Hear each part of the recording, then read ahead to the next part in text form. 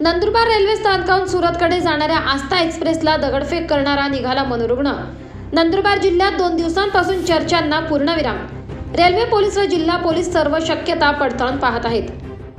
नंदुरबार येथील रेल्वे स्थानकावरून सुरतहून अयोध्येकडे जाणाऱ्या आस्था एक्सप्रेसवर दगडफेक झाल्याच्या घटनेने शहर परिसरात एकच खळबळ उडाली असून याबाबत नंदुरबार रेल्वे प्रशासनाने केलेल्या खुलासानंतर सदर दगडफेक करणारा व्यक्ती हा मनोरुग्ण असल्याचे उघड झाल्याने या प्रकरणावर तुर्तास पडदा पडल्याचे चित्र दिसून येत आहे।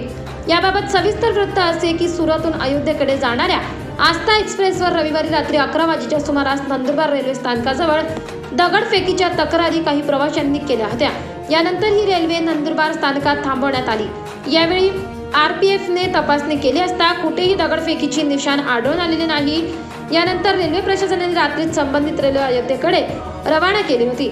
नंदुरबार रेल्वे स्थानकापासून जवळपास 1 किलोमीटर आतील परिसरात ज्या ठिकाणी दगडफेकीच्या तक्रारी पोलिसांना प्राप्त झाल्या होत्या त्या परिसरात पोलिसांनी लागलीच झाडाझडती घेतली।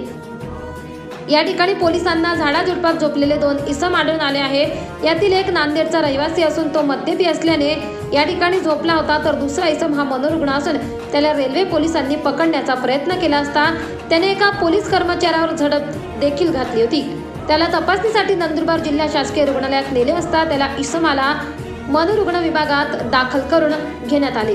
सदर मनोरुग्णाची पोलिसांनी चौकशी केली असता त्याच्याकडून कुठलीही माहिती मिळालेली नाही। आरपीएफने या घटनेप्रकरणी अज्ञाताविरोधात तक्रार नोंदवून घेतली आहे, मात्र याबाबत कोणीही बोलण्यास तयार नाही।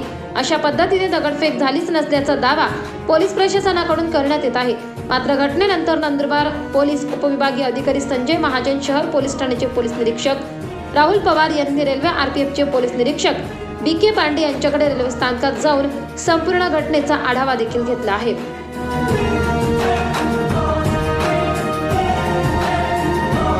24 लाईव्ह महाराष्ट्र न्यूजसाठी पंकज अहिरे, नंदुरबार।